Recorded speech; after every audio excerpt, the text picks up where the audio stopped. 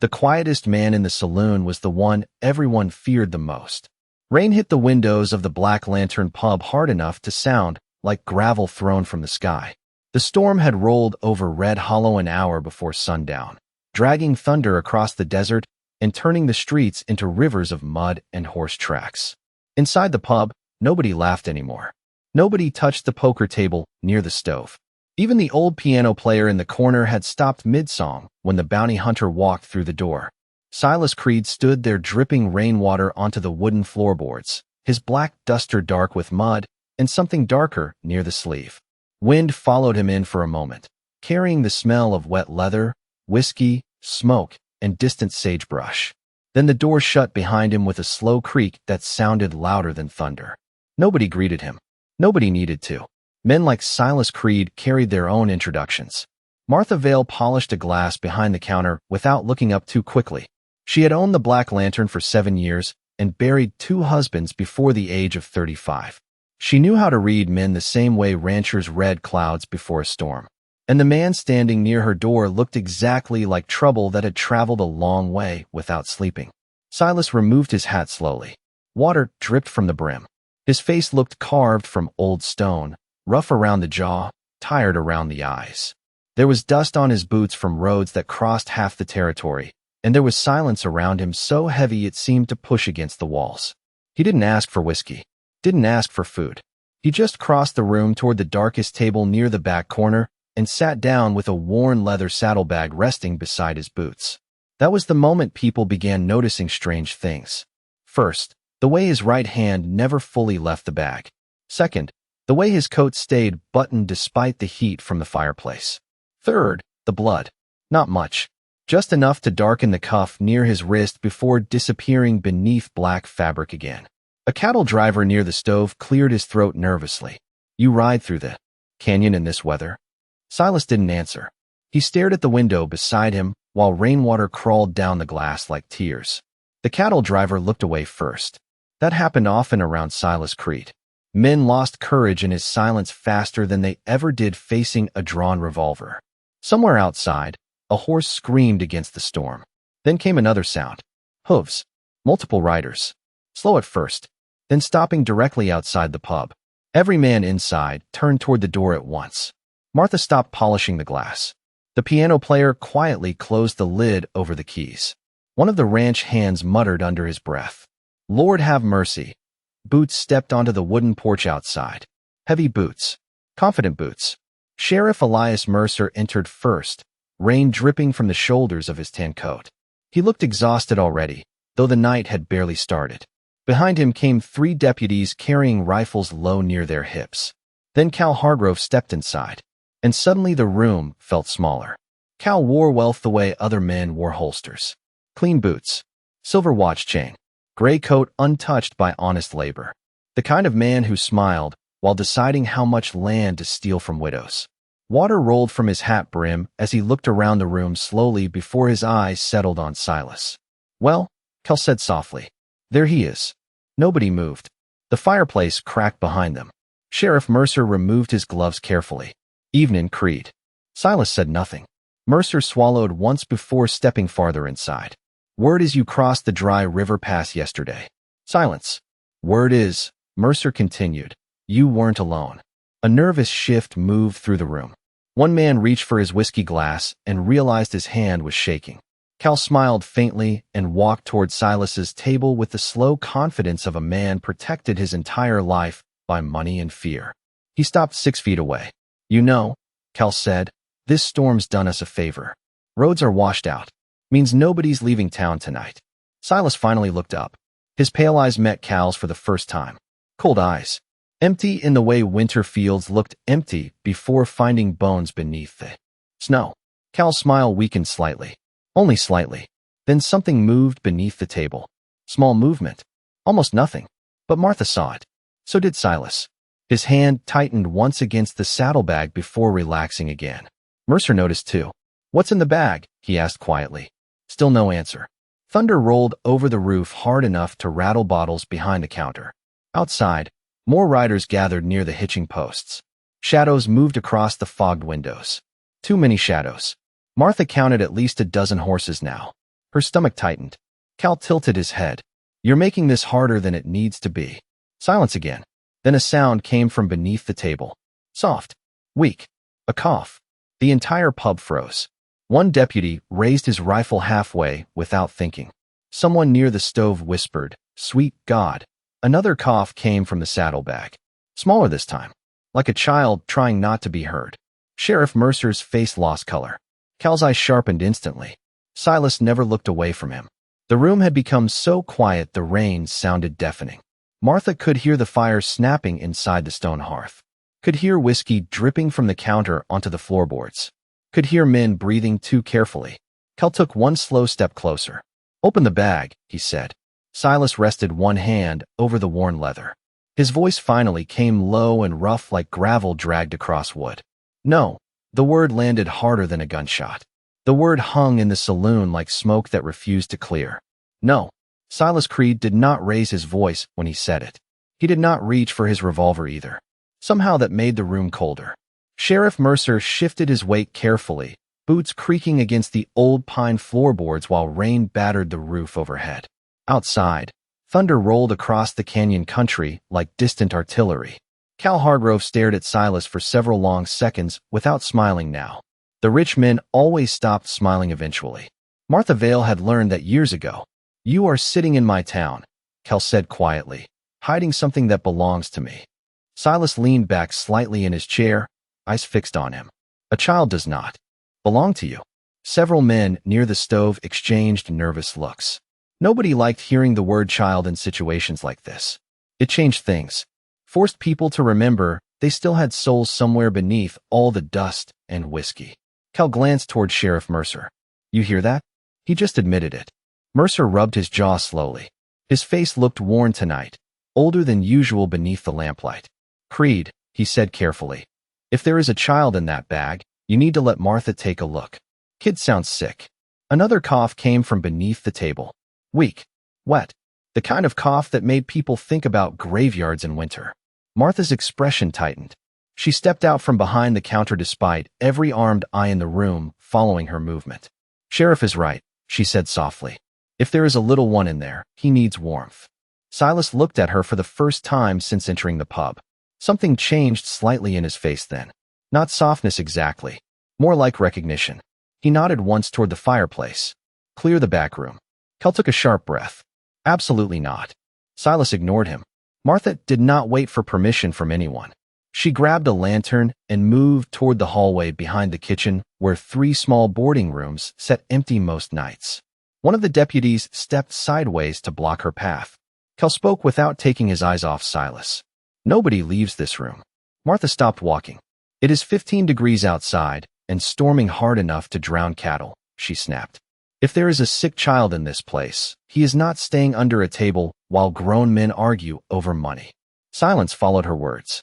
Even Cal did not answer immediately, because everyone in that room knew Martha Vale had buried enough people already. She spoke with the authority of someone tired of funerals. Sheriff Mercer finally exhaled through his nose. "Let her through." The deputy hesitated, then stepped aside. Martha disappeared into the hallway carrying the lantern, shadows bending behind her against the walls. Cal's jaw tightened. "You are making a mistake, Mercer." "Would not be my first." Mercer removed his hat slowly and hung it on the back of a chair. Rainwater dripped onto the floor beneath it. "Nobody is getting dragged into the street tonight. Not during this storm." Cal looked around the room carefully then, measuring loyalties, measuring fear. That was his real talent. Not ranching, not business. Fear. He could smell weakness in men the way wolves smelled blood. "You all know who he is," Cal said to the room. "Silas Creed. Bounty hunter. Paid killer. You think he rode through 3 counties carrying an Apache child because he suddenly discovered kindness?" Nobody answered. The old piano player stared at his folded hands. A ranch hand near the wall swallowed hard and looked toward the fireplace instead. Cal smiled again, but there was poison in it now. That boy's father murdered 3 prospectors outside Black Creek 2 months ago, stole silver, and vanished into the mountains. Half the territory's been hunting him since spring. Silas finally spoke again. "That story gets shorter every time you tell it." Cal's eyes narrowed. Sheriff Mercer noticed. So did Martha when she returned from the hallway. "Room is ready," she said quietly. Then she looked toward the saddlebag beneath Silas's boots. Bring him. The room froze again. Slowly, carefully, Silas crouched beside the table.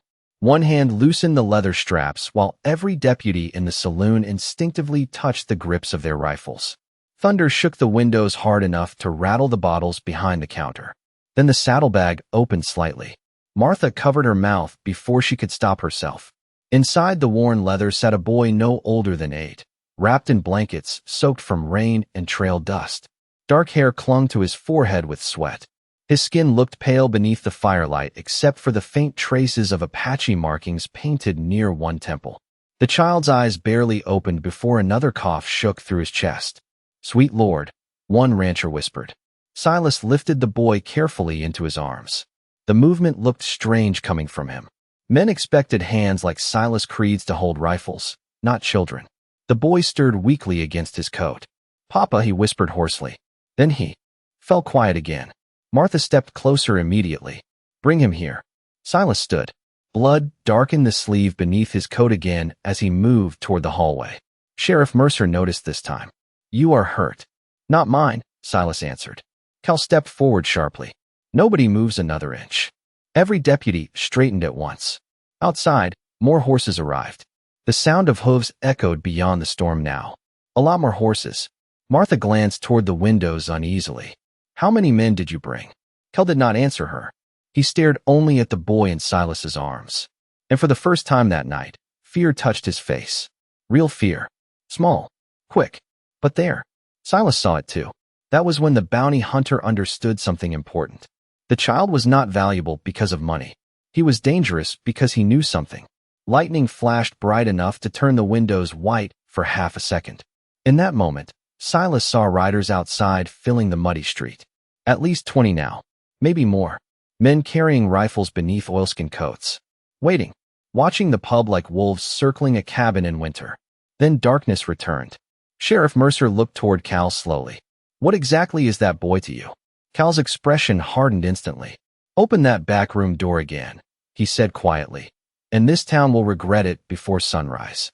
The storm outside kept getting louder, but inside the Black Lantern pub, nobody dared raise their voice above a whisper anymore.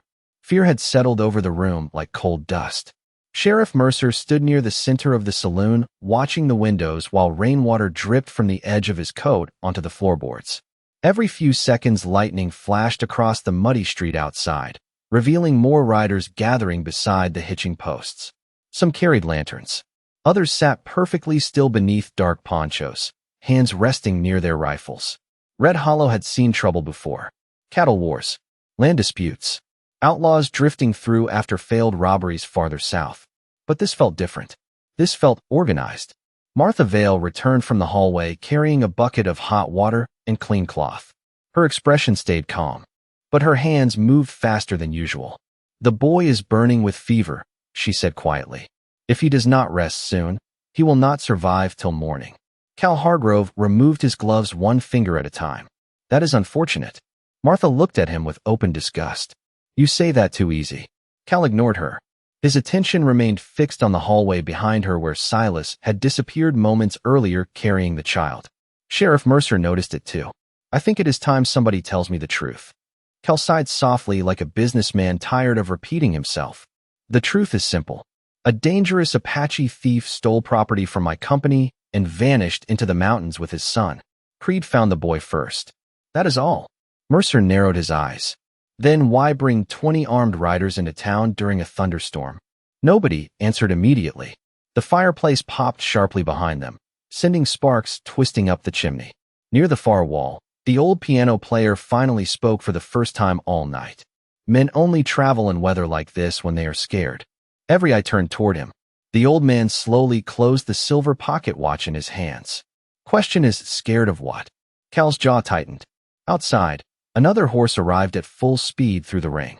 Hooves splashed through deep mud before stopping hard in front of the saloon. A moment later, the front door swung open and a soaked rider stepped inside, breathing hard. He looked straight at Cal. "We checked the north road," the rider said. "Nothing yet." Cal nodded once. "Keep watching." The rider glanced uneasily around the room before heading back outside. Sheriff Mercer folded his arms slowly. Nothing yet. Cal realized too late he had said too much. Silas appeared at the end of the hallway before anyone could press further. The room shifted instantly when he returned. Men moved aside without thinking. He walked with the same heavy silence as before, but now Martha noticed his left sleeve had been wrapped tightly with fresh cloth beneath the coat. Blood still showed through faintly. "You should sit down," Martha told him. "You lost too much blood already." Later, Silas stopped near the fireplace and stared toward the windows instead. Rain rolled down the glass in crooked silver lines. "He is coming." Sheriff Mercer frowned. "Who?" Silas answered without turning around. "The boy's father." The room went still again. Even Cal's breathing changed slightly. Martha saw it. So did Silas. "You told us the man was dead," Mercer said carefully. Cal forced a small smile. "Rumors travel badly through mountain country." Silas looked over his shoulder then, pale eyes sharp beneath the lamplight. "No, you lied." Thunder shook the building hard enough to rattle bottles behind the counter again. One deputy muttered a prayer beneath his breath. Cal stepped forward slowly. "You really want to defend him, Creed? You know what that Apache did at Black Creek?" Silas said nothing. Cal continued anyway. 3 prospectors disappeared. Silver shipments vanished. Entire camps abandoned overnight because of fear. "Fear of who?" Silas asked quietly. Cal stopped speaking. Sheriff Mercer noticed that too. "Answer him." Cal's patience cracked slightly then. This territory was built by men willing to work for it, men willing to tame it. Every time somebody discovers silver or water or land worth farming, these tribes attack and claim it belongs to spirits and ancestors. The old piano player shook his head slowly. "Sounds to me like folks keep digging where they were told not to dig." Several ranchers lowered their eyes after that. Because deep down, most men in the room knew exactly how Red Hollow became rich. Silver had been found on Apache land 15 years earlier. Everybody knew it. Nobody talked about it. Silas finally stepped closer to Cal. Not fast. Not threatening. Somehow that made it worse. "How many villages burned?" he asked softly. Cal stared at him. "Careful. How many?" The room felt smaller with every word now. Sheriff Mercer rubbed sweat from his temple despite the cold air. Outside, wind howled through the street signs hard enough to sound almost human. Then another sound came from the hallway behind Martha. Small footsteps. Everybody turned at once. The Apache boy stood there wrapped in a wool blanket too large for him, dark hair damp against his forehead. His fever-bright eyes looked terrified beneath the firelight. Martha stepped toward him immediately. "Honey, you should be resting." But the boy barely heard her. He was staring at Cal Hargrove, and fear crossed his face so deeply the entire room noticed. The child pointed a trembling finger. "That is him," he whispered. Silence swallowed the saloon whole. Sheriff Mercer looked slowly toward Cal. "What does he mean?" The boy swallowed hard. "He burned our camp." Nobody moved. Nobody breathed loud enough to hear. Outside, lightning flashed white across the windows again. And standing beyond the rain, barely visible through the storm, a lone rider sat motionless at the far end of the street watching the pub. Tall horse, dark silhouette, waiting. Silas looked toward the rider once and rested his hand near his revolver for the first time all night. "Too late," he said quietly. "He found us. And if you made it this far into the storm with us, leave a like and tell me in the comments where you are watching from tonight." The rider at the end of the street did not move even when lightning split the sky behind him. Rain hammered his shoulders, rolled from the brim of his hat, and disappeared into the dark shape of his horse. He sat there like part of the storm itself, waiting, watching. Inside the Black Lantern pub, nobody spoke for several long seconds after the Apache boy whispered those words. "That is him." Cal Hargrove stood perfectly still near the center of the room. Only his eyes moved, first toward the child, then toward Sheriff Mercer, then toward the windows. Martha Vale stepped protectively in front of the boy without even realizing she had done it. "Come here, sweetheart," she whispered softly. The child moved closer to her immediately, blanket dragging across the floorboards behind him. He could not have been older than 8 years old, but his eyes looked much older tonight. Eyes like that only came from seeing things children were never supposed to see. Sheriff Mercer slowly removed one glove finger by finger. "Cal," he said carefully, "you better start explaining some things." Cal laughed once under his breath. Not because anything was funny, because powerful men often laughed when fear first touched them. "You are really going to trust a frightened child over me?" Mercer did not answer right away. That worried Cal more than anger would have.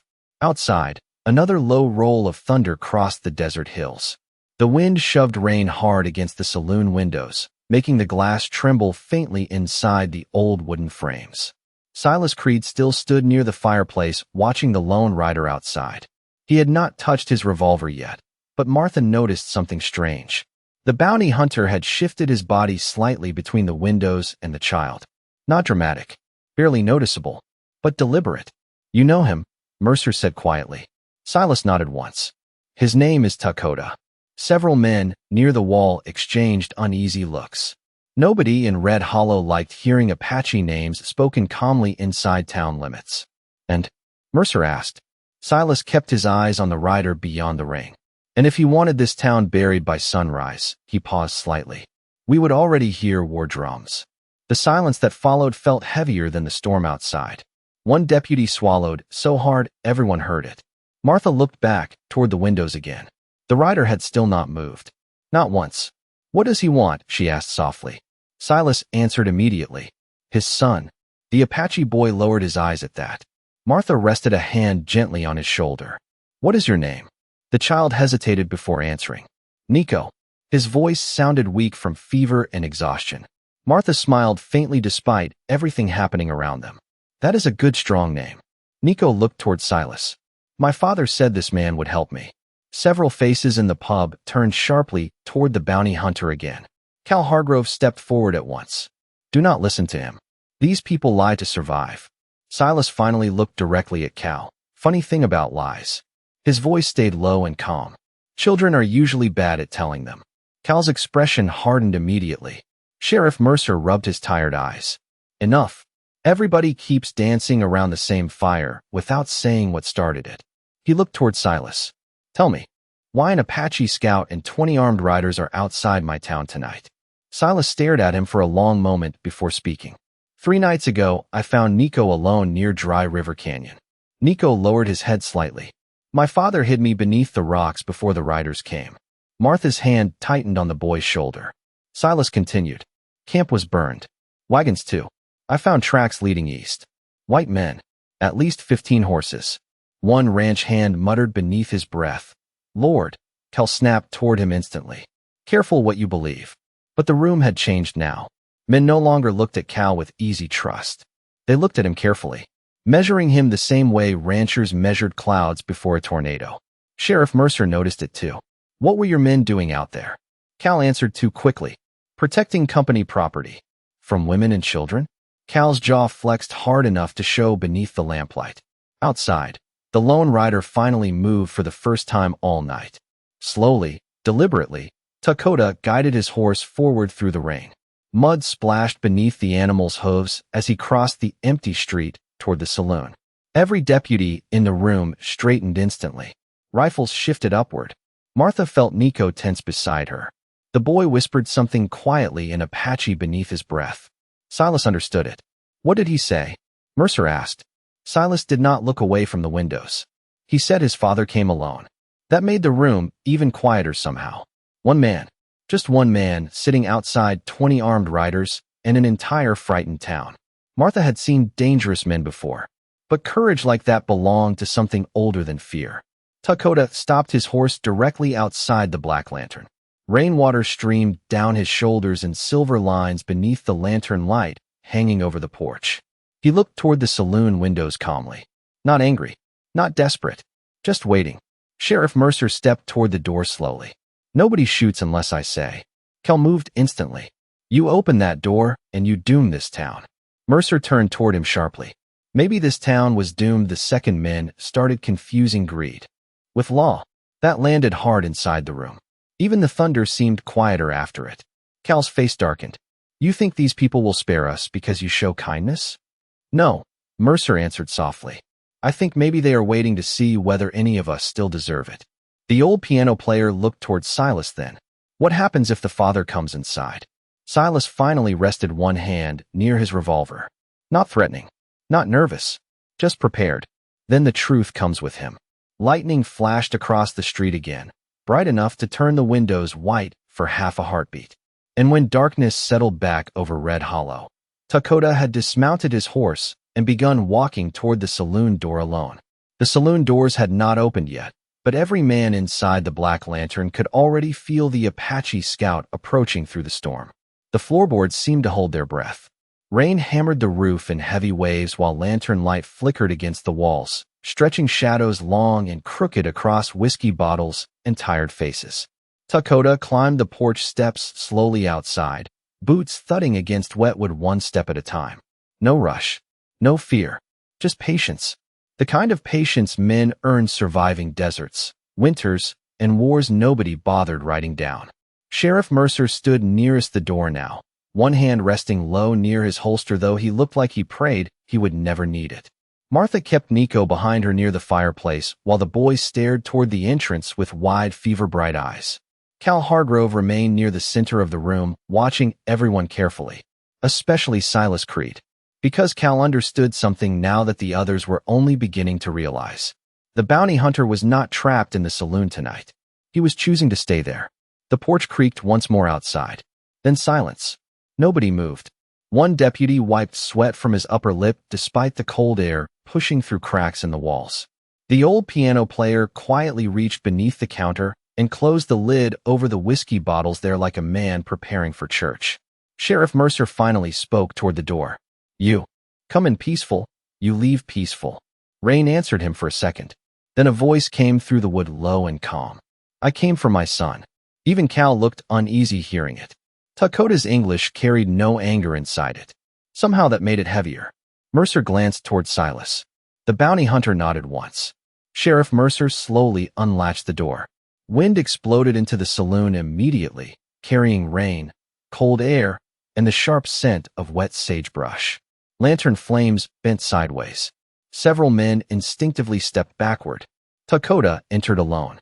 He was taller than most men in the room, broad through the shoulders beneath a dark soaked blanket coat, stitched with faded Apache patterns near the collar.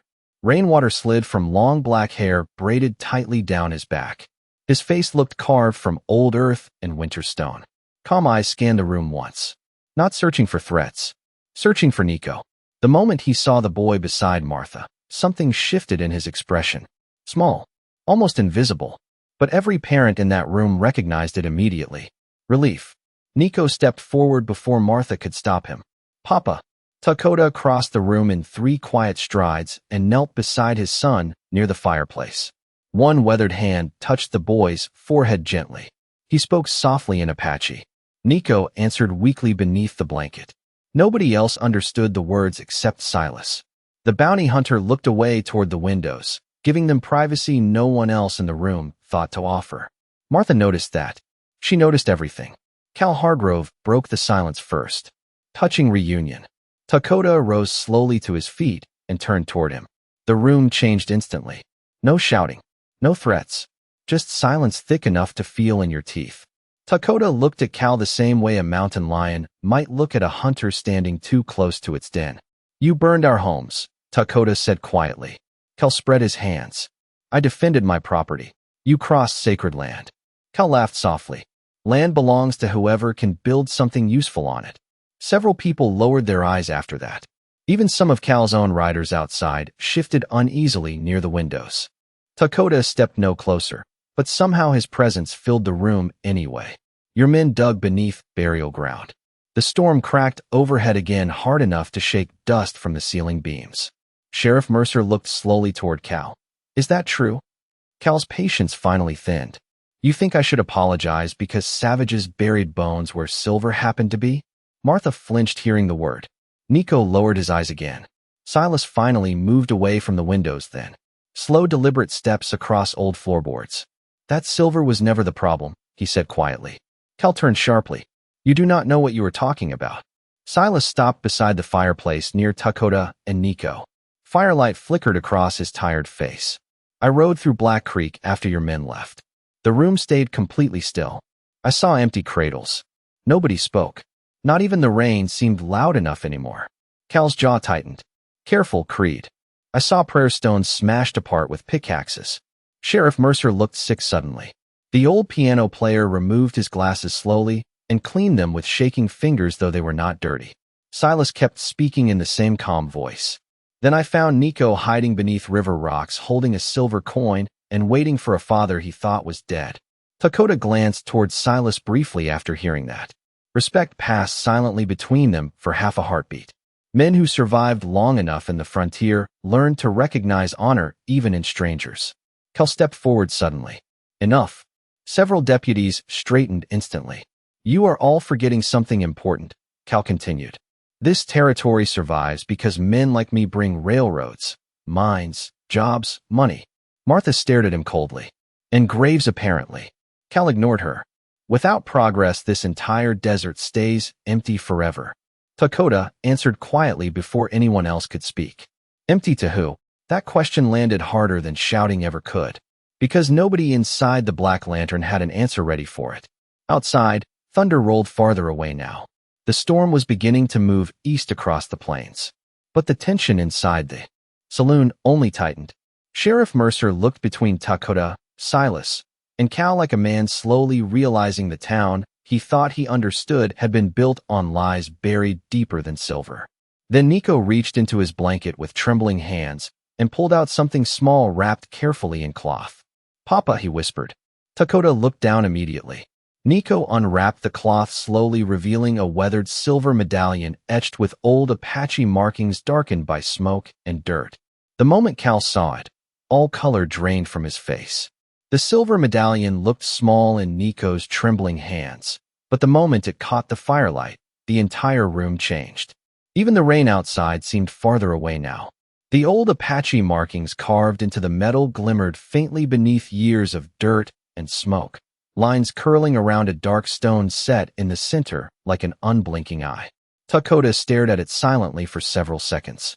Sheriff Mercer leaned forward slightly. Martha Vale stopped breathing altogether. But Cal Hargrove looked like a man staring at his own grave. Silas noticed immediately. The bounty hunter had spent too many years hunting liars not to recognize fear when it finally crawled into a man's eyes. Nico held the medallion tightly against his chest. My mother gave this to me before the fire, he whispered. His voice sounded fragile in the warm glow of the fireplace. She said if anything happened, I had to keep it hidden from the men with silver badges. Sheriff Mercer slowly turned toward Cal. What exactly is that thing? Before Cal could answer, Dakota spoke quietly. It is proof. The words settled heavily inside the saloon. Dakota stepped closer to the firelight, water still dripping from the edges of his coat onto the floorboards. Long before Red Hollow existed, he said, our people protected the canyon beyond Dry River. Not because of silver, because beneath those mountains is sacred ground. Cal laughed sharply. Too quickly. Too loud. Here we go again. Spirits and legends. Dakota ignored him. The medallion marks the guardians of that land. Sheriff Mercer frowned. Guardians of what? Dakota looked toward the windows for a moment where rain still crawled down the glass in silver streaks. Something your people were never meant to find. That only made the room more tense. Men shifted uneasily near the walls. Ranchers exchanged uncertain glances. The frontier had always been full of stories. Buried gold, lost churches, sacred caves hidden beneath the desert. Most folks laughed at such tales until storms came and strange things happened at night. Cal finally stepped forward again, face tight with anger now. Enough of this nonsense. He pointed toward Nico. That boy is dangerous because he carries stolen company property. Nico flinched hard enough for Martha to notice. She wrapped a protective arm around him immediately. He is a child, she snapped. He looks more honest than half the men in this room. One deputy quietly looked down at his boots after hearing that. Silas remained near the fireplace, watching Cal carefully. You are scared of that medallion, he said quietly. No. Then why do your hands keep shaking? Cal looked down instinctively before catching himself too late. The room noticed. Sheriff Mercer noticed most of all. Cal, Mercer's voice had changed now. Less loyal. Less certain. What did your men find out there? Cal stared at him for a long moment. Outside, wind rattled the hitching posts hard enough to make horses snort nervously in the street. Finally, Cal spoke through clenched teeth. 6 months ago, miners uncovered a cave system beneath the canyon. Dakota's expression darkened instantly. You broke the mountain. Cal ignored him. Inside, we found carvings. Gold pieces. Old relics. Several men in the room exchanged startled looks. Gold had a way of making people forget caution. Cal continued. Then workers started disappearing. The old piano player quietly crossed himself beneath the counter. Disappearing how? Mercer asked. Cal hesitated. At night. Tools abandoned. Horses panicked. Men refusing to go underground after dark. Dakota finally stepped forward. Because the canyon warned you. Cal rounded on him immediately. It was not spirits. No, Dakota answered softly. It was guilt. Silence swallowed the room again. The fireplace cracked sharply behind them. Nico coughed weakly beneath the blanket, while Martha guided him back toward the chair nearest the warmth. Silas crouched beside the boy for the first time all night. You should rest. Nico looked up at him carefully. My father says you used to hunt men for money. Several ranchers shifted awkwardly, hearing that spoken aloud. Silas answered honestly. I did. Nico studied him for a moment. Then why help us? The bounty hunter looked toward the flames before answering. Because some debts follow a man longer than money does. Dakota heard that. So did Martha. Neither asked questions. Some stories carried too much weight to drag into the open. Sheriff Mercer slowly removed his badge from his coat and stared at it thoughtfully. All these years, he murmured, I thought keeping peace meant keeping order. The old piano player shook his head gently. Sometimes those are not the same thing. Outside, one of Cal's riders suddenly shouted through the storm. Riders coming from the south. Every head turned toward the windows instantly. Hooves thundered faintly in the distance now beyond the rain. More than a few horses. A lot more. Sheriff Mercer stepped toward the door quickly. How many? A voice answered from outside. Maybe 30. Fear moved through the saloon like cold smoke. One deputy whispered, Dear God. Cal looked toward Dakota immediately. You said he came alone. Dakota answered calmly. I did. Then who are those riders? Dakota's eyes narrowed slightly toward the darkness outside the windows. Not mine. That landed hard. Because everyone inside the Black Lantern understood the same thing at once. Somebody else was coming to Red Hollow tonight. Somebody armed. Somebody fast enough to ride through a thunderstorm. Silas slowly stood beside the fireplace, one hand finally resting on the grip of his revolver. Not drawing. Just ready. Martha looked toward him uneasily. You know who that is? Silas stared out at the storm beyond the glass. His voice came low and grim.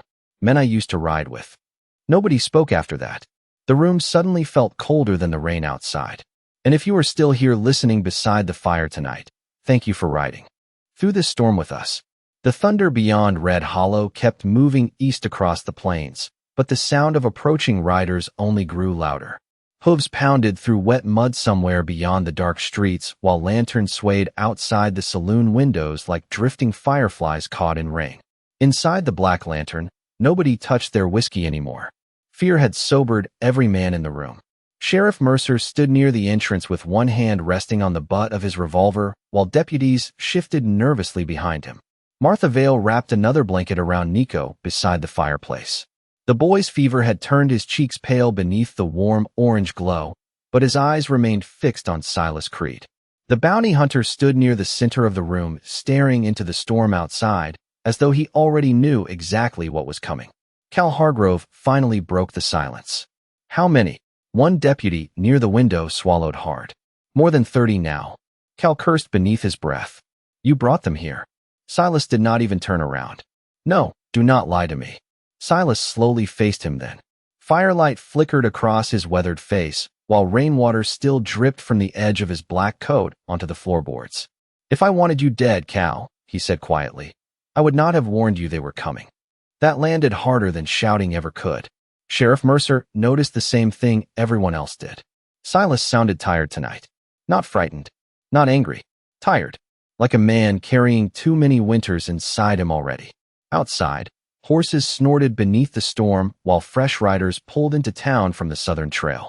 Dakota moved toward the window slowly, dark eyes narrowing beneath the lantern glow. These men were no tribal colors. Silas nodded once. Because they are bounty riders. Several ranchers stiffened hearing that. One whispered nervously, How many men used to ride with you? Silas answered without pride. Enough. The room fell silent again. Nobody liked imagining what kind of men followed someone like Silas Creed across the frontier. Sheriff Mercer stepped closer. Who leads them? Silas hesitated for the first time all night. Then he answered softly. Jonah Pike. Even Cal Hargrove reacted to that name. Pike is here. The old piano player removed his glasses slowly again. Thought that man died years ago. Silas stared into the storm beyond the windows. Men like Jonah do not die easy. Nico looked toward Dakota uneasily. Papa. Dakota crouched beside him near the fireplace. Stay close to Martha. Nico lowered his voice. Are they bad men? Dakota glanced toward Silas briefly before answering. They are men who forgot the difference between hunting and cruelty. Martha closed her eyes for half a second after hearing that. The storm outside suddenly exploded with a new sound. A whistle. Long and sharp. Silas froze instantly. So did Sheriff Mercer. What was that? One deputy whispered. Silas answered quietly. Jonah. The whistle came again from somewhere beyond the saloon walls. Lower this time. Slower. Like a signal only certain men understood. Silas finally moved toward the door. Sheriff Mercer blocked him immediately. Where are you going? To stop this before somebody makes a mistake. Cal barked out a humorless laugh. Too late for that. Silas ignored him. Pike does not like waiting. Sheriff Mercer stared at him carefully. You rode with him how long? Silas rested one hand against the doorframe without opening it. 5 years. Doing what? The bounty hunter looked down at the muddy floorboards for a moment before answering. Collecting rewards. Running men out of towns. Finding people nobody wanted found. Martha studied him quietly. And why did you leave? Silas did not answer immediately. The silence itself became the answer. Dakota understood first. So did the old piano player. Eventually Sheriff Mercer spoke softer than before. What happened? Silas stared toward the storm outside again. One winter we tracked a family through New Mexico territory for 11 days. The room stayed completely still now. Even the rain seemed quieter. Jonah said the father robbed a stagecoach. Silas swallowed once before continuing. Turned out the man only stole medicine for his daughter. Martha lowered her eyes. What did Jonah do? Silas answered in the same flat, exhausted voice. He collected the reward anyway. Nobody spoke after that. Cal shifted uneasily near the bar counter while deputies exchanged nervous glances. The old piano player muttered softly, Lord forgive us. Silas finally looked toward Nico beside the fireplace. I left after that. Dakota watched him carefully. But the past kept following. Silas gave the faintest nod. Always does. Outside, another whistle echoed through the storm. Closer now. Sheriff Mercer tightened his jaw. How bad is Pike? Silas answered honestly. He does not care about gold anymore. Then what does he want? Silas looked directly at the silver medallion still clutched in Nico's small hands. That. The room went cold all over again. Cal stepped forward instantly. Then give it to him. Dakota rose slowly to his feet at once. No, you would risk this entire town over a piece of silver? Dakota's eyes darkened like storm clouds over Canyon Rock. It is not silver. Sheriff Mercer frowned. Then what is it? Dakota hesitated briefly before answering. A map. Every man in the room stared at him. Even Silas looked surprised. Nico gripped the medallion tighter beneath the blanket. Dakota continued quietly. The carvings show hidden tunnels beneath the canyon. Sacred tunnels. Places your miners never reached. Cal's breathing changed again. Silas noticed immediately. So did Mercer. You knew, Mercer whispered. Cal looked cornered for the first time all night. You do not understand what is buried there. Dakota answered softly. Neither do you. Then suddenly the front doors burst open beneath a roar of wind and rain. Every lantern flame bent sideways. A tall rider stepped into the saloon, wearing a long gray coat, soaked dark from the storm. Snow-white scars crossed one side of his jaw beneath the lantern glow. His pale eyes swept calmly across the room until they landed on Silas Creed. Then the stranger smiled. Still hiding behind dying towns and frightened children. Huh, Silas? The bounty hunter's face hardened like old stone. Hello, Jonah. Jonah Pike carried the storm inside with him. Rainwater dripped from the edge of his gray coat onto the saloon floor while cold wind pushed through the open doorway behind him hard enough to make the lantern flames flicker low and crooked. Two more riders stood outside in the mud beneath the porch roof, shadows with rifles resting across their arms, but Jonah entered alone. Men like him preferred audiences when they walked into dangerous rooms. The front doors swung shut behind him with a heavy thud that echoed through the Black Lantern pub like a coffin lid closing. Nobody spoke at first. Nobody needed to. Jonah Pike had a reputation older than most towns west of the Mississippi, the kind of reputation that traveled ahead of him through campfires, sheriff offices, and graveyards. Sheriff Mercer straightened slightly near the doorway. This town has enough trouble already. Jonah smiled faintly without looking at him. Then I arrived at the right place. His eyes stayed fixed on Silas Creed the entire time. Been a long while. Silas stood motionless near the fireplace, one hand resting low near his revolver. Not long enough. Jonah laughed softly at that. Not cruel. Not friendly either. Just tired amusement from a man who had spent too many years around death to fear silence anymore. You always did know how to hold a grudge. Martha Vale watched both men carefully from beside Nico. They stood nothing alike. Silas carried quiet like a burden. Jonah wore confidence like expensive leather. But there was something similar underneath both of them. Something hard earned by too many winters on violent roads. Jonah finally glanced around the room. Sheriff, Martha, Cal. He nodded politely toward each one. Interesting company tonight. Cal Hargrove stepped forward immediately. You came fast. Jonah removed his gloves slowly. 30 riders can cover a lot of ground when enough gold is involved. Takota's eyes narrowed at that. So that is what this is to you. Gold. Jonah finally looked toward the Apache scout near the fireplace. He studied Takota for several seconds before answering. No, the room shifted slightly hearing that. Jonah's pale eyes moved toward the medallion in Nico's hands. That thing is older than gold. Sheriff Mercer frowned. You know what it is? Jonah walked farther into the room without waiting for permission. Boots creaked softly across old pine floorboards still damp from rainwater. I know men killed each other over rumors of it 20 years ago. He stopped near the center of the saloon, back before Red Hollow even existed. Silas watched him carefully. You still chasing ghost stories? Jonah looked toward him again. Not ghosts. His voice lowered slightly. Maps. Nico gripped the medallion tighter beneath his blanket. Martha noticed his small hands trembling now. Jonah noticed too. Easy there, kid. I am not here to hurt you. Takota stepped subtly closer to his son. Then why are you here? Jonah answered honestly. Because 6 months ago Cal Hargrove hired my riders to escort mining crews into Dry River Canyon. Every eye in the room turned sharply toward Cal again. Jonah continued before anyone interrupted him. They found tunnels beneath the mountain. Ancient tunnels.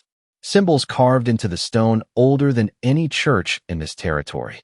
The old piano player quietly crossed himself again. Jonah glanced toward him briefly. Smart instinct. Sheriff Mercer folded his arms. What happened down there? Jonah's expression changed slightly then. Not fear exactly. More like memory, trying to crawl somewhere it no longer belonged. Miners started disappearing. Rain rattled the windows harder outside. Jonah looked toward the fire for a moment before continuing. First men blamed cave-ins. Then they blamed Apache raids. Then one night, half the workers rode away before dawn claiming they heard voices beneath the mountain. Cal scoffed immediately. Drunken nonsense.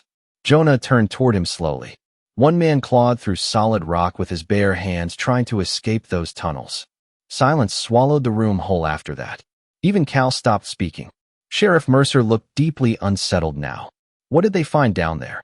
Jonah glanced toward the medallion again. That depends who tells the story. Takota finally spoke. The canyon was never meant to be opened. Jonah nodded once surprisingly. That part might be true. Silas stared at him. You believe that now? Jonah gave a tired half-smile. Age changes a man. Not enough. Jonah accepted that without anger. Fair point. Outside. More horses shifted in the muddy street while wind howled between buildings hard enough to sound almost human. The storm had begun weakening, but darkness still covered Red Hollow like a heavy blanket. Sheriff Mercer rubbed his face slowly. So everybody rode into my town tonight over an old map hidden in a child's necklace? Nico looked down at the medallion. It is not a necklace. Martha touched his shoulder gently. What is it then? Nico hesitated before answering softly. It shows the sleeping place. Nobody spoke after that. Takota closed his eyes briefly like a man hearing something sacred spoken too casually aloud. Jonah studied the boy carefully now. Who told you that? My grandmother. Nico's fever-bright eyes lifted toward the bounty hunter standing near the fire. She said the sleeping place must stay hidden or the mountain wakes up angry. Several men near the walls shifted uneasily hearing that. Cal finally lost patience completely. Enough. His voice cracked sharply through the saloon. I am done listening to bedtime stories from children and savages. Dakota's expression hardened instantly. Sheriff Mercer stepped between them before the tension snapped tighter. Careful, Cal. But Cal looked beyond caution now. Beyond reason too. That medallion belongs to my company. Nico shrank backward slightly. Martha pulled him closer. Jonah watched all of it silently before finally speaking again. Funny thing about greed. The room turned toward him. Jonah slowly removed a folded paper from inside his coat and tossed it onto a nearby table. Sheriff Mercer picked it up carefully. His face changed the moment he started reading. What is this? Jonah answered calmly. Mining contracts. Mercer looked up sharply. Signed by you and Cal. Jonah nodded once. Including land surveys proving Dry River Canyon never legally belonged to his company. The room erupted into whispers immediately. Cal's face turned pale beneath the lantern glow. You lying snake. Jonah shrugged faintly. I stopped caring about your money the moment men started disappearing underground. Silas stared at him. Carefully. So why stay involved? Jonah finally looked directly at the bounty hunter again. The storm outside rumbled low across distant hills while lantern light flickered across both their tired faces. Because whatever is buried beneath that canyon, Jonah paused softly. Somebody already woke it up. The room stayed silent long after Jonah Pike finished speaking. Outside, the storm had finally begun drifting farther into the eastern plains, but Red Hollow still sat beneath heavy clouds and wet darkness. Lantern light trembled softly across the walls of the Black Lantern pub, while muddy boots creaked against old pine floorboards. Nobody reached for whiskey now. Nobody laughed. The entire town suddenly felt like a place standing too close to the edge of something ancient and dangerous. Sheriff Mercer still held the mining contracts in his hands near the bar counter. The paper looked harmless enough beneath the firelight, but the truth written across it weighed heavier than iron. These signatures are real, he said quietly. Cal Hargrove stared at him with open fury. You are making a mistake, Sheriff. Mercer slowly folded the papers. No, his voice sounded tired now. I think maybe I made my mistake years ago. Cal stepped closer. You really plan on siding with them? He gestured sharply toward Dakota and Nico. After everything these tribes have done to settlers? Dakota answered before Mercer could speak. You keep calling theft settlement. The words landed hard inside the saloon. Even Jonah Pike looked faintly impressed hearing them. Cal's face darkened beneath the lantern glow. You think this territory belongs to people who hide in caves worshipping old ghosts? Nico suddenly spoke up from beside Martha. They are not ghosts. The entire room turned toward the boy. Fever still burned behind his eyes, but his voice carried strange certainty now. Nico slowly looked down at the silver medallion in his hands. My grandmother said the mountain remembers. One deputy muttered nervously beneath his breath. Jonah glanced toward the ceiling beams thoughtfully. Old tribes across Arizona and New Mexico all tell versions of that story. Sheriff Mercer frowned. You believe it? Jonah shrugged faintly. I believe too many men disappeared after digging where they were warned not to dig. Cal scoffed loudly. Miners vanish all the time. Not like this. Jonah's tone changed slightly then. Quieter. He looked toward the rain-streaked windows as though seeing something far beyond Red Hollow. One man rode 30 miles through the desert without his horse before collapsing outside camp. Nobody interrupted him now. Said voices followed him underground. The old piano player crossed himself again. Jonah continued softly. Another worker swore the tunnels changed shape after sundown. Cal rolled his eyes immediately. Fear makes weak men imagine foolish things. Silas finally looked toward him.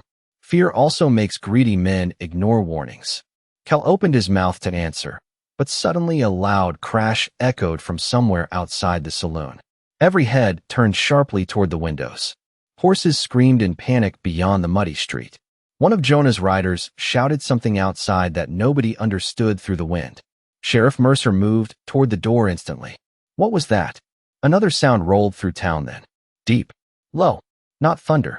The floorboards beneath their boots trembled faintly for half a second. Martha's face went pale. Did you feel that? Dakota slowly closed his eyes. The mountain. Nobody liked the way he said those words. Jonah stepped toward the window carefully and wiped rainwater from the glass with one sleeve. His expression changed immediately. Something spooked the horses. Outside, Men struggled to calm panicked animals pulling hard against hitching posts in the mud. Several lanterns had fallen sideways into puddles, their flames sputtering weakly in the rain. Then another tremor rolled beneath the town, slightly stronger this time. Bottles rattled behind the bar counter. Dust drifted from the ceiling beams overhead. Nico clutched the medallion tighter. It is awake. Kel finally snapped. Enough with these stories. He strode across the saloon floor toward the boy. Give me that medallion now. Dakota moved instantly between them. Not fast, not threatening, just certain. Kel stopped. Anyway, Silas noticed that. Jonah noticed too. Dakota carried himself like a man who no longer feared death because he had already survived worse things than fear. Sheriff Mercer stepped forward sharply. Nobody touches the child. Kel pointed angrily toward the floor. Do you not understand what is happening? If those tunnels collapse, the entire mine is lost. Martha stared at him in disbelief. People are terrified and all you care about is silver? Without that silver, this town dies. The old piano player shook his head slowly from the corner. Funny thing about greed. Everyone looked toward him. The old man removed his glasses and cleaned them carefully with a rag. It always tells people they are saving something while they destroy it. Silence settled heavily after that. Outside, wind howled through Red Hollow's empty streets while distant horses continued screaming nervously somewhere beyond the rain. Jonah slowly approached Silas near the fireplace. You really planning to protect them? Silas answered without hesitation. Yes. Jonah studied him for several seconds. You know my riders outnumber everyone in this town combined. I know. Then why stay? Silas finally looked directly at him. Firelight reflected in his pale, tired eyes. Because for the first time in years, he paused quietly. I know which side deserves protecting. Jonah stared at him longer than expected after hearing that. Something old passed silently between the two men. Regret maybe. Memory too heavy for words. Then Jonah surprised everyone in the room. He stepped backward slowly and removed the revolver from his belt. Several deputies immediately reached for their weapons before realizing Jonah was placing his gun carefully on the nearest table. I am done chasing gold, he said softly. Kel looked stunned. What are you doing? Jonah ignored him completely. If the stories are true, he continued while looking toward Dakota and Nico, then none of us should be digging in that canyon. Dakota watched him carefully. Why trust us now? Jonah gave a tired smile that never fully reached his eyes. Because I buried too many honest men this year.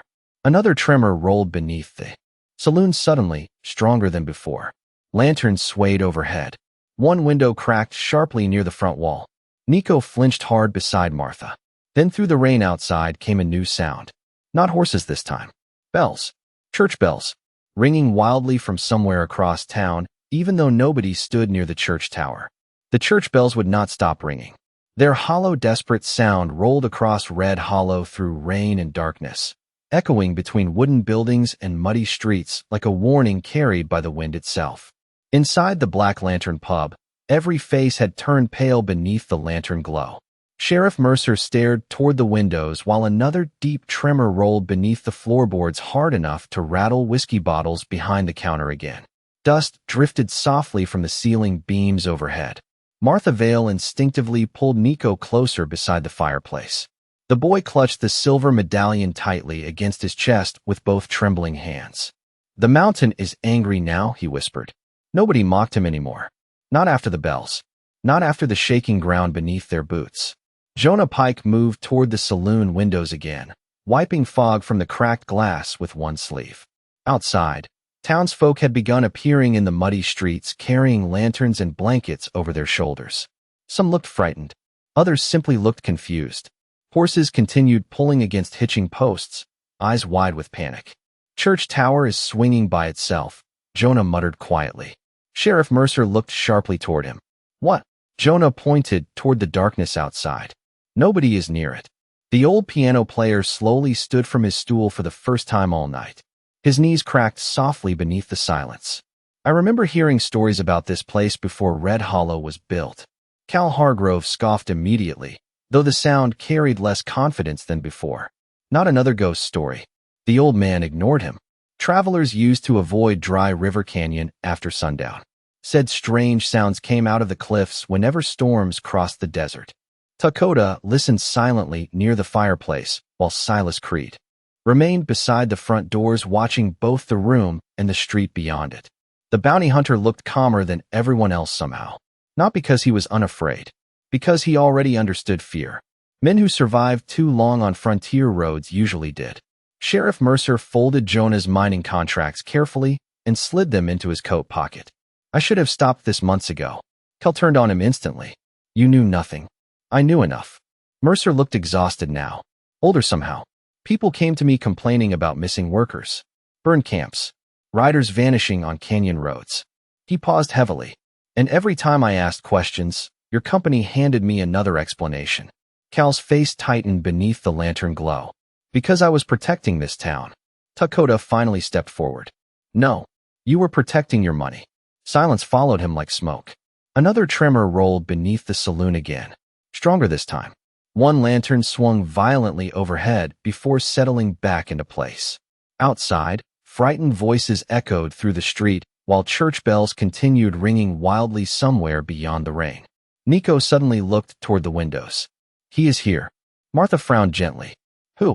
The boy swallowed hard. The old guardian. Several men visibly stiffened hearing those words. Jonah Pike rubbed one scarred hand slowly across his jaw. Kid. He chose his next words carefully. What exactly did your grandmother tell you about those tunnels? Nico looked down at the medallion. Firelight reflected faintly off the carved silver surface while the room waited in complete silence. She said the mountain keeps sleeping things beneath it. Sheriff Mercer exchanged a glance with Silas. Sleeping things. Nico nodded weakly. Spirits. Memories. Warnings. Cal threw up his hands angrily. Enough. His voice cracked sharply across the room. This entire town is falling apart because grown men are listening to fairy tales from a sick child. But even as he spoke those words, another sound rolled through Red Hollow outside. Not thunder. Not bells. A deep, groaning sound beneath the earth itself. The saloon floor shuddered violently. One chair tipped sideways. Bottles crashed behind the counter. Several horses screamed outside all at once. Martha grabbed Nico tightly before he could fall from the chair near the fire. Sheriff Mercer caught himself against the wall while deputies cursed under their breath. Then silence returned almost instantly. Heavy. Unnatural. Nobody moved for several seconds. Rainwater dripped steadily from Jonah Pike's coat onto the floorboards. Dakota slowly closed his eyes. They broke too deep. Jonah looked toward him sharply. What does that mean? Dakota opened his eyes again toward the firelight. Your miners dug beneath sacred chambers. The old piano player whispered softly, Lord have mercy. Kel stepped toward Dakota angrily. You keep talking like there is something alive under that canyon. Dakota answered without fear. Some things do not need to breathe to stay dangerous. The room went cold after that.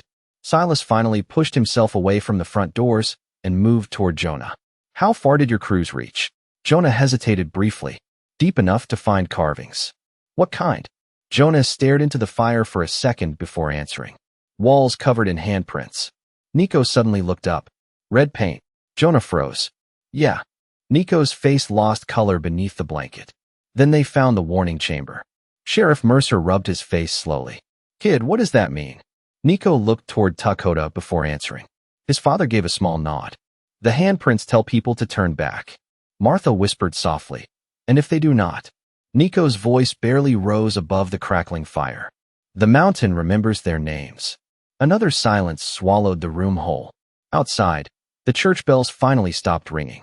That frightened everyone more than the noise had. Because now Red Hollow sat beneath complete silence except for rain tapping softly against windows and distant horses shifting nervously in the mud. Jonah suddenly looked towards Silas again. You remember the worker I told you about?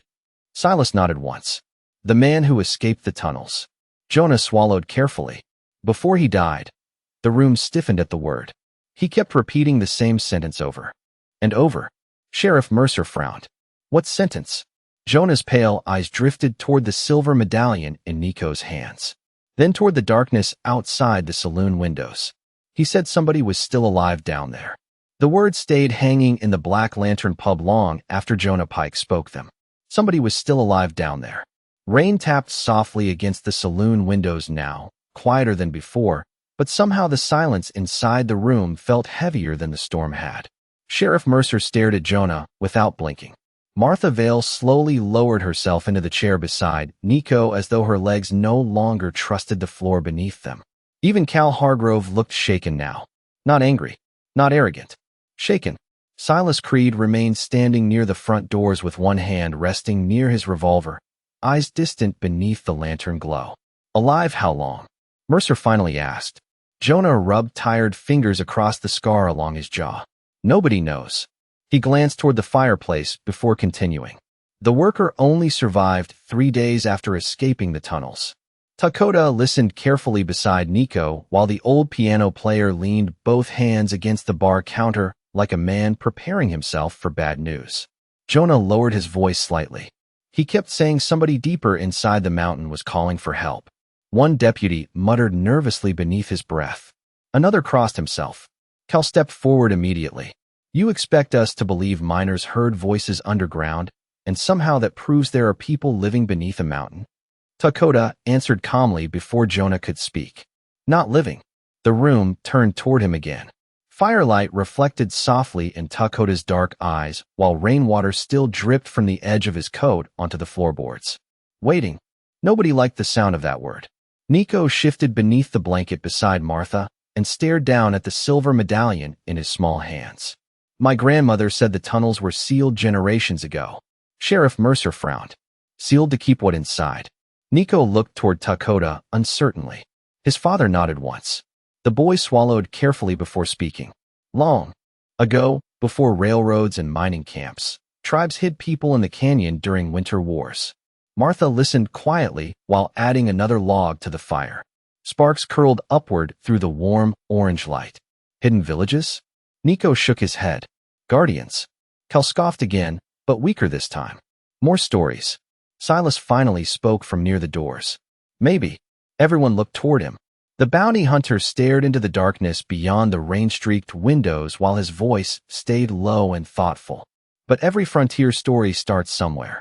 Jonah glanced toward him. You thinking what I am thinking? Silas nodded once. Those tunnels might still connect deeper than your miners realized. Sheriff Mercer rubbed his tired eyes slowly. You are all talking like there is an entire world under that canyon. Dakota answered softly. There was once. The old piano player stopped polishing the same glass he had been holding for 10 minutes. You mean people truly lived beneath those mountains? Dakota looked toward him. Only during the darkest winters. The room stayed quiet while he spoke. Our elders said the caves protected children and old people when raiders came across the plains. Nico lifted the medallion slightly toward the firelight. The sleeping place. Martha looked at the markings carved into the silver surface. This thing really shows the way. Dakota nodded once. Only guardians knew how to read it. Cal stepped forward instantly. Then give it to me. Nobody moved. Nobody answered him. That frightened Cal more than open resistance would have. Sheriff Mercer slowly turned toward him. You still care about those mines after tonight? Cal's expression hardened beneath the lantern glow. Do you know what lies under that canyon? Jonah answered quietly. No. Cal looked around the room almost desperately now. Gold enough to build railroads from here to California. The old piano player shook his head softly. And there it is. Cal ignored him completely. Do you think towns survive on stories and old tribal myths? He pointed toward the rain-soaked streets outside. People here eat because those mines opened. Martha stood slowly from her chair. Beside Nico. No. Her voice carried sharper than expected. People here survive because decent folks still choose not to become monsters. Silence settled hard after that. Even Cal looked stunned hearing Martha speak to him that way. Sheriff Mercer lowered his eyes briefly. Jonah Pike watched the exchange quietly from near the windows, while outside the muddy streets of Red Hollow remained strangely still. The church bells had stopped ringing several minutes earlier, yet nobody in town seemed willing to sleep tonight. Lanterns glowed faintly through distant windows while frightened horses stamped nervously beside hitching posts. Then another tremor rolled beneath the saloon. Strong enough this time to make glasses slide across tables. Nico grabbed Martha's arm tightly. It is closer now. Dakota crouched beside his son immediately. What is closer? Nico's fever-bright eyes stayed fixed on the medallion. The calling. Sheriff Mercer exchanged a worried glance with Silas. Kid hears voices too now. Dakota shook his head. Not voices. He looked toward the dark windows. Echoes. Jonah slowly straightened near the door. Whatever is happening under that canyon, he paused thoughtfully. I think the tunnels collapsed deeper than we realized. Cal looked irritated more than frightened now. Then let the mountain bury itself. Silas finally turned toward him fully. Firelight cut sharp shadows across his tired face. There are still people missing. Cal opened his mouth to answer, but Silas continued before he could. Workers, riders, maybe more. Jonah nodded slowly. He is right. Sheriff Mercer sighed heavily. Lord help me. He looked toward the storm outside. You were saying someone needs to ride back out there tonight? Nobody answered immediately, because everybody already knew the truth. Dakota finally rose beside the fireplace. If the tunnels opened again, his dark eyes drifted toward Nico. Then whoever remains below will not survive much longer. Martha looked horrified. You really think people are trapped underground? Dakota answered softly. I think the mountain is trying to warn us before it seals itself forever. Silence swallowed the room again. Then Silas Creed slowly reached for his hat hanging near the door. Sheriff Mercer watched him carefully. Where are you going? The bounty hunter settled the rain-soaked hat onto his head and looked toward the dark canyon beyond the windows. To find out who is still calling from underneath the mountain. The rain had almost stopped by the time Silas Creed opened the saloon doors again. Cold desert wind rolled through the black lantern carrying the smell of wet dirt, sagebrush, and distant smoke from lanterns burning across Red Hollow. Outside, the town looked half asleep and half terrified. Folks stood beneath porches wrapped in blankets and old coats, staring toward the dark outline of Dry River Canyon far beyond the muddy streets. Nobody spoke loudly anymore. Even the horses seemed nervous beneath the fading storm clouds. Silas stepped onto the porch slowly, black coat hanging heavy from rainwater while lantern light spilled around his boots. Behind him came Sheriff Mercer fastening his gun belt with tired hands. Jonah Pike followed, next carrying a weathered lantern and an old Winchester rifle across one shoulder. Dakota stepped into the cold air last. Nico remained inside beside Martha Vale near the fireplace, wrapped in blankets with the silver medallion resting against his chest. Before leaving, Dakota had crouched beside his son and whispered something softly in Apache. Nico answered with weak, frightened eyes, but never cried. Children raised around hardship learned early how to hold fear quietly. Cal Hargrove emerged from the saloon after the others, pulling gloves onto shaking hands. This is insanity, he muttered while staring toward the canyon. We should wait until daylight. Jonah glanced sideways at him. And let whatever is trapped down there die before sunrise. Cal looked away immediately. Sheriff Mercer mounted his horse beside the hitching post and scanned the empty street. How far to the canyon entrance? Dakota answered calmly. 3 miles west. The old piano player stepped onto the porch behind them, holding a shotgun nobody had noticed earlier beneath the counter. You boys might need one more rider. Mercer frowned. You can barely climb. Stairs. The old man smiled faintly beneath his gray mustache. Exactly why nobody expects me to survive foolish decisions. Martha appeared in the doorway beside Nico then. Firelight glowed behind her, while wind lifted loose strands of dark hair across her face. Bring them back, she said quietly. Nobody answered right away because nobody knew if that promise could be kept. Silas finally looked toward her. Lock the doors after we leave. Martha nodded once. Her eyes lingered briefly on Silas longer than before. Not romantic. Something older. Respect mixed with worry. The kind frontier towns reserved for men who carried dangerous roads inside them. Nico suddenly called weakly from the doorway. Wait. Everyone turned toward him. The boy stepped forward slowly beneath the blanket wrapped around his shoulders and held out the silver medallion toward Silas. You need this. Dakota's eyes widened slightly. Nico, but the boy shook his head. Grandmother said the guardian chooses who carries the path. Silence settled softly around the porch. Wind rattled signs across the muddy street, while lanterns flickered in distant windows. Silas stared down at the medallion in Nico's small hand for several long seconds before finally accepting it carefully. The silver felt cold even through his gloves. Strange markings curved across its surface like rivers carved into stone. Jonah watched closely. You know how to read it? Dakota answered quietly. No one fully remembers anymore. Cal scoffed beneath his breath. Wonderful. Sheriff Mercer ignored him and mounted his horse. Then we follow the man carrying it. The ride west out of Red Hollow happened mostly in silence. 5 horses moved slowly through wet desert trails beneath heavy clouds, while moonlight occasionally slipped through breaks in the storm overhead. Water dripped from canyon rocks beside the narrow trail, and cold wind swept across open ground, carrying distant echoes from somewhere deep beyond the hills. Silas rode in front beside Dakota, while Jonah and Mercer followed behind. Cal stayed farthest back. Nobody trusted him enough to let him near the medallion now. The old piano player rode surprisingly steady. Despite his age, shotgun resting across his lap, while his horse carefully picked through muddy stone paths. "You ever think," he muttered quietly during the ride, "that maybe this whole country was warning us from the beginning?" Jonah glanced toward him. "About what?" The old man looked toward the canyon, rising dark against the night sky ahead of them. That not everything buried should become a business. Nobody argued with him. About an hour later they reached Dry River Canyon. The mine entrance sat carved into the base of the cliffs like a wound cut into the mountain itself. Broken support beams leaned crooked near the opening, while abandoned carts rested half buried in mud and rock. Lanterns still hung near the entrance, swaying gently in cold wind, though no workers remained anywhere nearby. The entire place felt deserted too quickly. Sheriff Mercer slowly dismounted first. "Lord." Jonah stared toward the tunnel mouth beneath the cliffs. "Looks worse than before." Dakota approached the entrance cautiously. His expression tightened immediately. The mountain shifted. Silas stepped beside him and held the medallion toward the tunnel.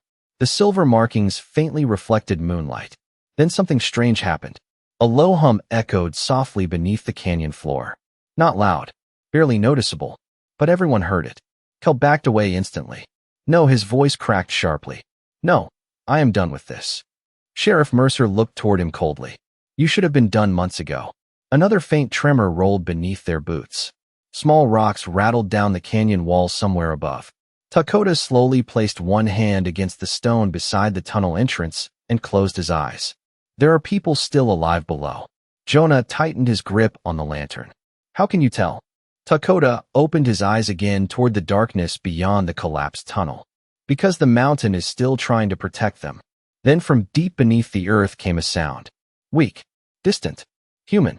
Somebody crying for help far below the stone. The cry beneath the mountain came again. Weak, distant, human enough to freeze every man standing outside the mine entrance. Cold wind moved through Dry River Canyon, carrying the smell of wet stone and old earth, while moonlight slid between broken storm clouds overhead. Nobody spoke for several seconds. Sheriff Mercer slowly removed his hat, as though standing before a grave. Jonah Pike lifted the lantern higher toward the collapsed tunnel, pale eyes narrowing beneath the scar across his jaw. Dakota remained near the entrance with one hand pressed against the canyon wall like a man listening to the heartbeat of something ancient. Silas Creed stared into the darkness below, while the silver medallion rested cold in his gloved hand. "There," Dakota whispered softly. He pointed toward a narrow crack beside the collapsed beams half hidden beneath loose rock. "The old passage." Jonah stepped closer carefully. "That hole is barely 3 feet wide. It was made for hiding children," Dakota answered. Another faint cry echoed upward from somewhere deep below the mountain. Martha's words suddenly returned to Silas then. "Bring them back." Funny thing about promises in the frontier. Sometimes they became heavier than guns. Sheriff Mercer exhaled slowly through his nose. "Who goes down?" Cal Hargrove immediately stepped backward. "Not me." Nobody looked surprised. The old piano player shook his head softly beside his horse. "A man spends his whole life chasing silver just to discover courage costs more." Cal glared at him, but said nothing. Jonah Pike crouched beside the narrow opening and studied the darkness below. Tunnel slopes east. He glanced toward Silas. "Might connect deeper into the old chambers." Silas nodded once. "I will go." Dakota stepped beside him immediately. "Not alone." Sheriff Mercer looked between them. "Those tunnels could collapse any second." Dakota answered calmly. "Then we move fast." Silas handed the medallion toward Mercer before approaching the crack in the stone. But Nico's voice suddenly echoed softly through the canyon behind them. "Wait." Everyone turned. The boy sat wrapped in blankets on horseback beside Martha several yards back along the trail. Nobody had noticed they followed from town. Martha looked guilty for half a second before lifting her chin stubbornly. You think I was letting half this town disappear underground without witnesses? Even Jonah almost smiled at that. Nico slid carefully from the saddle and walked towards Silas, holding out the medallion again. You keep it. Silas frowned slightly. Thought you trusted the sheriff with it. Nico shook his head weakly. The mountain chose you. Dakota looked toward his son with quiet surprise. Then slowly he nodded once toward Silas. Take it. The bounty hunter accepted the silver medallion carefully beneath the moonlight. The moment it touched his hand again, another faint tremor rolled beneath the canyon floor. Small rocks shifted around the tunnel entrance. Jonah tightened his grip on the lantern. Mountain does not like waiting. Silas crouched beside the narrow opening first. Cold air drifted upward, carrying the smell of damp stone and something older buried deep beneath the earth. Stay close, he muttered toward Dakota. Then he disappeared into the darkness below. Dakota followed immediately behind him, while Jonah squeezed through after them, carrying the lantern. Sheriff Mercer remained above ground near the entrance with rifle ready, while Cal paced nervously through the mud nearby, muttering curses under his breath. Inside the mountain, the air felt colder than winter. The tunnel walls narrowed tightly around them, while lantern light danced across ancient stone carvings covered in dust and moisture. Symbols twisted along the rock like rivers frozen in time. Handprints stained dark red marked certain walls exactly the way Nico described back in the saloon. Jonah stared at them uneasily.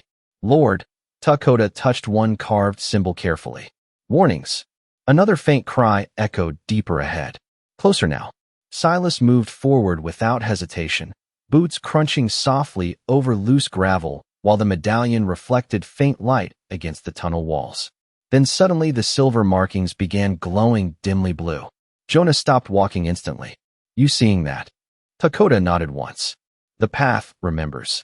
None of them fully understood what that meant, but the tunnel ahead slowly widened after that into a hidden stone chamber untouched by mining tools.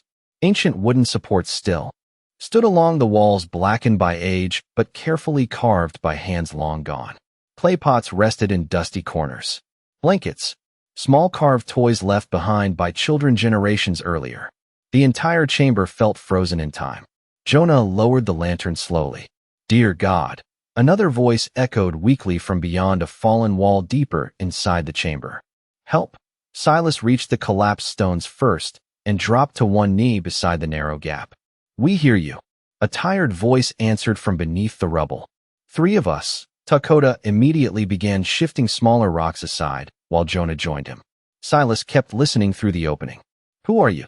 Silence followed for a second before the voice answered weakly. Miners. Jonah froze completely after hearing that. Impossible. The voice coughed painfully beneath the stone. Cave collapsed 6 days ago. Dakota glanced sharply toward Jonah. 6 days? Jonah shook his head slowly in disbelief. Search crews stopped after 2. Silas understood immediately. Cal Hargrove abandoned them.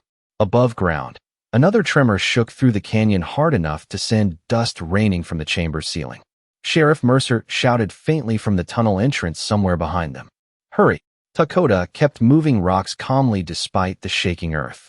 The mountain is closing. Jonah looked sick now. Truly sick. Those men stayed alive 6 days underground, Silas answered quietly while pulling another stone free. Because somebody kept guiding them deeper. Jonah stared at him. Who? Silas finally looked toward the ancient handprints painted across the walls around them. Firelight from the lantern flickered softly over faded red symbols left by forgotten guardians long before Red Hollow ever existed. Then the bounty hunter spoke the quietest words anyone heard all night.